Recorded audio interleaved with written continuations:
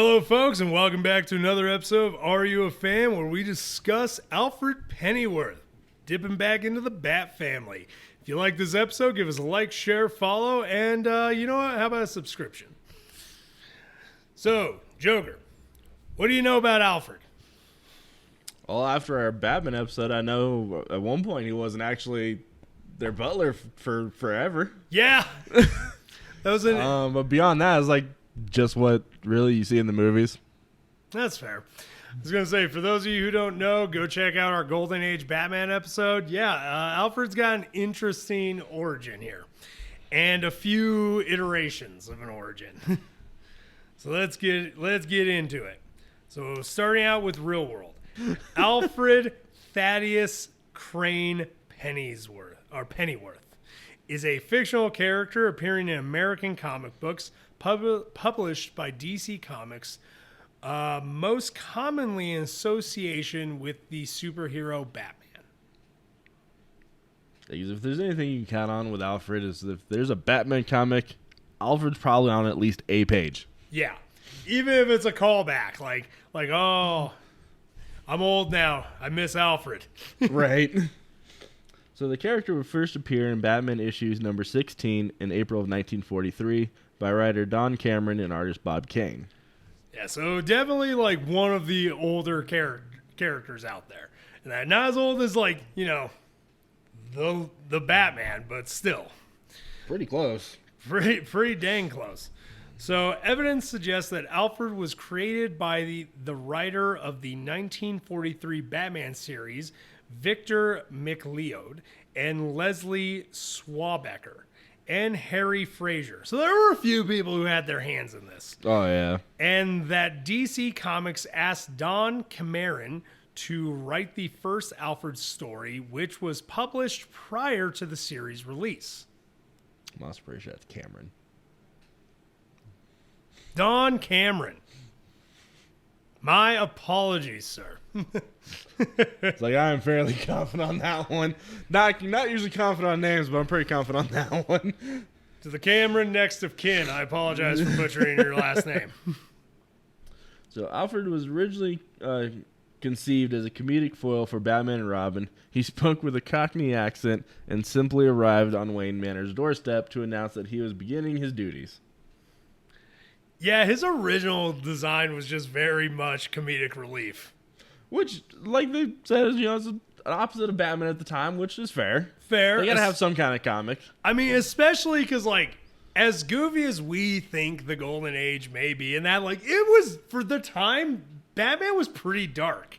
And for the time, it was very dark. Looking at it now, yes, very goofy. Goofy. But still, I'd argue darker in some points, like, I'm gonna hang this guy with the Batcopper. Oh, yeah.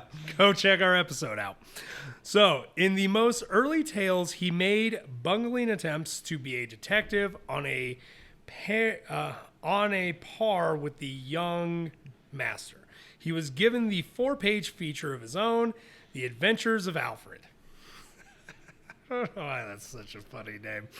So, The Adventures of Alfred in Batman, issue number 22, April through May 1944, and the feature lasted 13 issues, skipping Batman issue number 35 with the last story in Batman issue number 36. I mean, for what it was, 13 issues? That's not bad. That's not terrible for what the character is. And I feel like part of that is showing his character growth and possibly showing some of his history into the universe. True. Because that'd be like really good for those flashbacks. Oh, that would be. I mean, because 4 pages, that's not a lot to do. A lot of room to work with. True.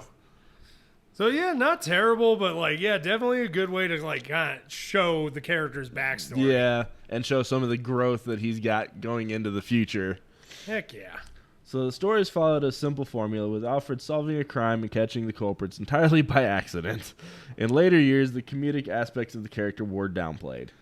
Which I do, if I'm going to say, I do like how they downplayed it. Instead of just having him be a bumbling comedical character, he's just a sassy, I told you so character. Yeah, now he's got that sassy, dry humor. Yeah. Which honestly is perfect. Oh, especially with the British backstory. Like, yeah, completely.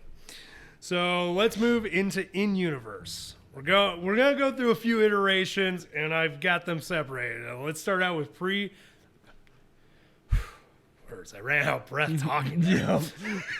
Okay, let's start with pre-crisis. So the pre-crisis comics, the comics that were published by DC Comics between 1938 and 1984. Man, I didn't realize how long pre-crisis lasted. Well, I mean, that was the first time they really like, hey, we need to change things up. Hey, what's the best way to do it? True, because wasn't that kind of when they... Yeah, I was going to say, I thought as we figured out, all but like one crisis was the Flash's fault. We talked about that in his episode. Slow down, buddy. Slow down. So, these establish Alfred as a retired actor and intelligence agent who followed the deathbed wish of his dying father, identified only as Jarvis, to carry on the tradition of serving the Wayne family. I do love that his father was also a server in Butler named Jarvis. Headcanon, his father worked for the Avengers at one point. Because in the comics, that's a live person. What? Wrong universe. Yeah, but I'm just saying, headcanon, he switched universes, at one point worked for the Avengers. Because weirdly, in comics, Jarvis is actually a human. Mm-hmm. Thought that was an interesting choice. But also, we all don't know if Jarvis was a butler. It just says serving. True. We don't know in what capacity. We could go into some dark places there. Let's move on. Yeah, let's not.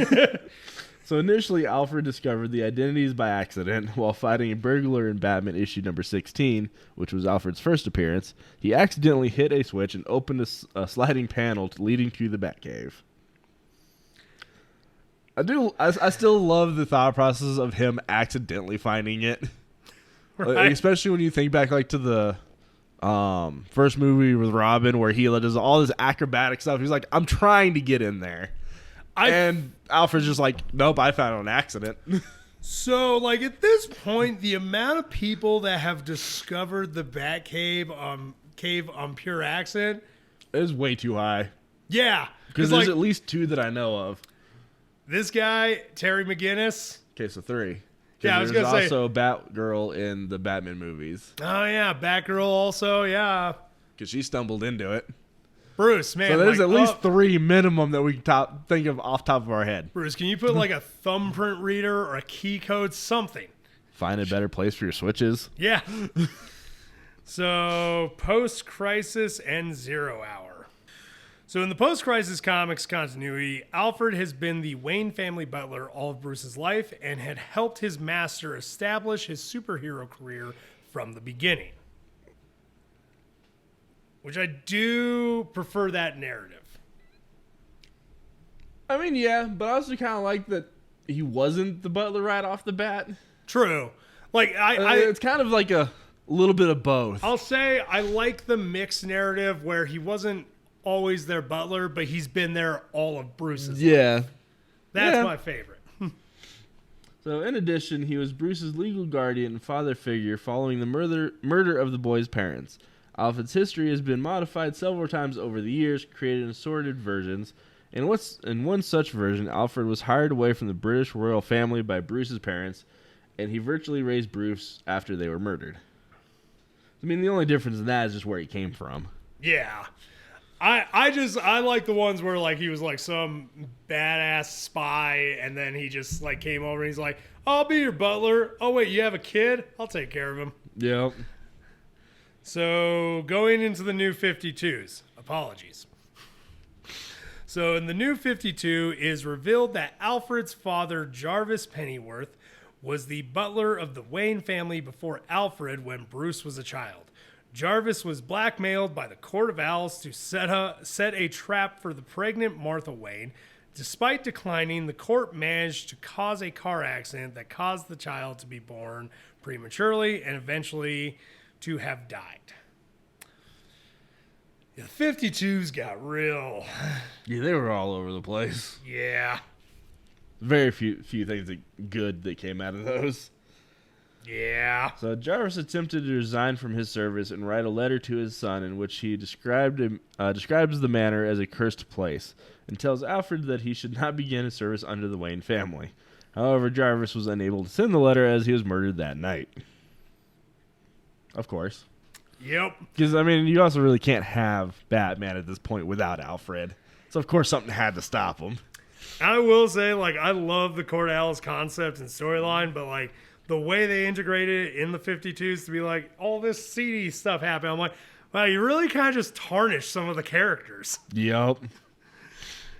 Okay, so going into Earth Prime, the main continuity. And that is established at the moment. Flash, calm down. Calm down, Flash. Stay.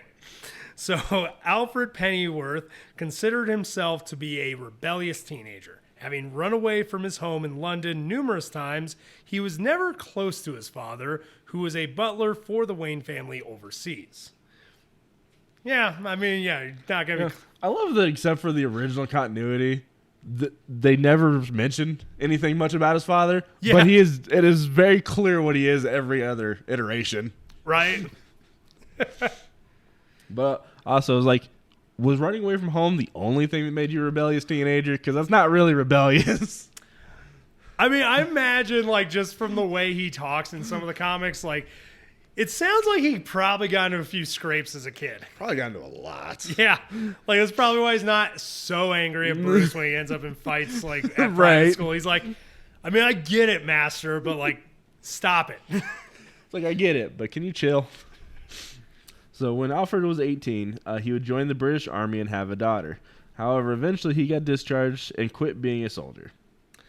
Alfred would then meet Briar, who led an ancient Celtic organization absorbed by MI5 known as the Nemesis Program. Which, yeah, like, Alfred's kind of a badass. Oh, yeah. So after returning to London he began a stage acting career where he quickly rose in prominence and performed at the Globe Theatre. However, during his time here, he would receive the news of his father's death under mysterious circumstances. I do like, though, that they kind of brought back his acting career. Yeah. Because that was just one of those kind of random things that got thrown in at the original. It's like, no, we're going to bring that back. I mean, it's not a bad add-on. Also, like, when you retire from the military and being a secret agent for the government, like, I feel like if you're a secret undercover agent, why not be an actor? It's like, dude, I'm already pretty good at it. Right. So, though Jarvis Pennyworth had attempted to write a letter dissuading his son from taking his place at Wayne Manor, he was never able to deliver the letter, and Alfred dutifully accepted his father's vacant position in Gotham City. And I feel like the Prime just kept some of the stuff from the 52. Which is interesting, because a lot of the 52 stuff did not uphold. So it's interesting to see what has. Yeah. So Alfred would relocate to the U.S. and become the Wayne's butler when their son Bruce was 4 years old. So not quite all of his life, but pretty close. Yeah, like, definitely one of those, like, probably most of Bruce's, like, original memories, Alfred was there. Yep. A few years later, when Bruce was 8, Thomas and Martha Wayne were tragically shot in an alley by a mugger. Alfred rushed to the crime scene as soon as he heard the news and took Bruce home, taking on the responsibility as the boy's legal guardian as he aged. Which, fairly common stuff, pretty... And that's the one thing you can count on in any Batman story. Yep. Just like, Uncle Ben in a Spider-Man story. How many times do we have to watch these people die? Well, at least we've only had to watch his die, what, twice? Nowhere near it in the new one. Nowhere near what we've seen with Uncle Ben. No. We've seen his parents die multiple times. Ben, we've only seen die twice. Pretty sure we've seen... Didn't die in the new one. It was Aunt May. They switched it up on us. Okay, so then they're 2 for 2. So Bruce would handle the death of his parents very harshly, making him a handful for Alfred to raise by himself. I mean, it's a traumatized kid. Of course he's going to take it like that. Yeah. Bruce would search for answers about his parents' murder relentlessly. which of course. So Bruce's determination would stop there, though, and he developed a fascination with guns and killing the man who murdered his parents. As a last resort, Alfred was forced to send him to an Arkham rehabilitation home for boys upstate for a time until he was comfortable to return. Which I thought that was a weird twist. Right. So though raising him was difficult at times, Alfred and Bruce would develop a deep bond and appreciation for one another. Which it was like that. As much as that last part was a weird twist, I do like it, and the fact that when he gets done with it, they do form a bond. Oh yeah, and that's kind of what we got for Alfred's story, because then it just kind of gets more into Batman's still origins in different ways, and just mostly Alfred teaching him and helping him. So, let's get into abilities. Which, god dang it, he's actually got quite a few. Okay, so acting. Alfred was a professional actor at the Globe Theater before becoming the Wayne's Butler. Computer operation, driving, espionage, pedagogy? No idea. Alfred once homeschooled Damien at one point. I'm assuming something to do with teaching ability. Yeah, that's my best guess. I've never even seen that word. Maybe if Alfred taught us, we'd know that word. Firearms, hand-to-hand combatant, advanced. Also, I love the firearms because there is a comic where Bruce is like, no firearms, you gotta get rid of them. And he's like, Master Wayne, if you can find all the firearms, you can throw them away. Or, where he has one of... like a henchman down on the ground. I thought Batman didn't use guns. Batman doesn't, but I have no such compunction. Yep. Some of his one-liners were amazing. Oh, Alfred's the best. So, lock-picking, mechanical aptitude, medical science. Alfred was able to perform complex surgeries, including of the heart without assistance. Holy cow. He was once able to revive the Joker on his own after he had shot at his own heart. Wow, that is advanced. Also, medicine. Military protocol. At the age of 18, Alfred joined the SAS Armed Service, fighting in 15 different operations between ages 18 to 20. He later joined MI5, where he trained with Breyer. Alfred went on 52 missions all over the world while undergoing the Nemesis program. Trained in weapons, medical, hand-to-hand, all of it. I do like how they're just all of it. Yeah, because at that point, especially because SAS is the British Special Forces. Yeah. And then you get to the MI5, which is their government spy service. It's their CIA. So it's naming everything he's been trained on, that is way too long. Oh, yeah. So I don't blame him. Also, poetry. Alfred enjoys reciting poetry, having had an analytical conversation about it with the Penguin at one point when Batman held the villain in witness protection. Oh. Yeah, this guy's just a well-versed badass. Yep. All right, so into TV. So his live action, he is in the 1960s Batman, 2002 Birds of Prey. He is in Gotham and is mentioned and it has an uncredited voice actor in Titans, which I did not know about that one. I didn't either. As the more adult version of Teen Titans, which is amazing that I didn't know about that because I've watched it. Yeah. Oh, yeah. I would have expected you at least. I must have not been paying attention at that point. Happens. So in animation, he's in The Batman Superman Hour, The Batman, Batman Brave and the Bold, Young Justice, Beware the Batman, Lego DC Comics Batman Beleagued, Teen Titans Go, Harley Quinn, and DC Superhero Girls. And if I remember correctly, with most of his other media, there's a lot that I didn't mention because he's in a lot. It's very similar to there was another character we did early on in the series that was we're only listing 6 or 7 of what they've been ones. in. Yeah. Fair. So in film, in his live action, he's got the 1943 serial Batman, a 1949 serial Batman and Robin, 1966 Batman, which was based on the 60s TV show of the same name, which was also replayed by Alan Napier, who played in the TV show.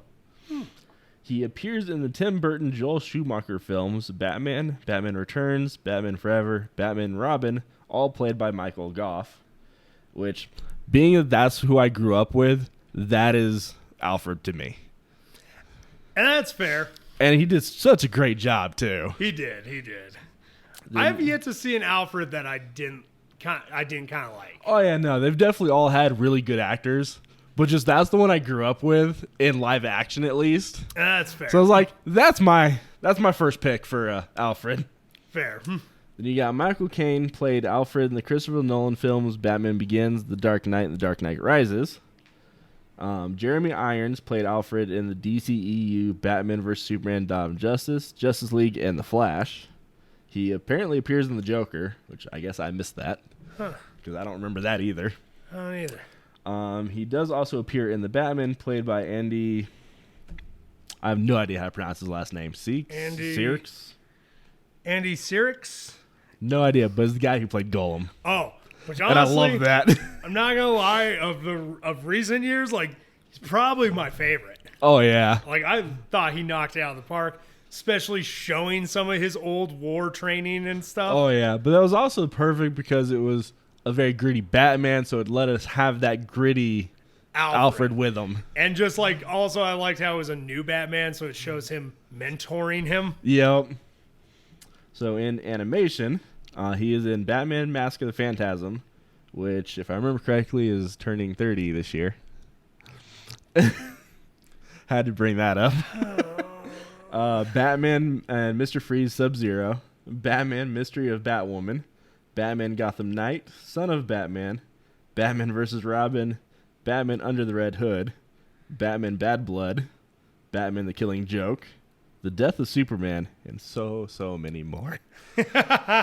But it's sad because those were still some of the most prominent animations he's been in. True. And there's still so many of them. God, there is. Kind of like we talked earlier with the comics, like, if there's Batman, there's Alfred somewhere. Yep, he's gonna pop up. Now, his video games, much shorter list, thankfully. So he is an Easter egg in World of Warcraft Wrath of the Lich King, which blew my mind. That's so random. Right? He's in the Batman Begins tie-in game, Gotham Knights, Lego Batman 1, 2, and 3, Lego DC Supervillains. He appears in all the Arkham series games and appears in both of the Batman Telltale games. Okay, yeah, that tracks. Honestly, the World of Warcraft one, that one threw me. Yeah, that one. I don't remember what it was, but yeah, some random Easter egg apparently. Huh. Okay, well, guess I'll ask the question I ask every week. You a fan? Oh yeah, I mean he's a sassy, dry humor one-liner. That's like my kind of guy. Oh, 100%. Same here. Like I've always like, you can't have Batman without Alfred. Nope. I love it. I love the guy. I'm a big fan.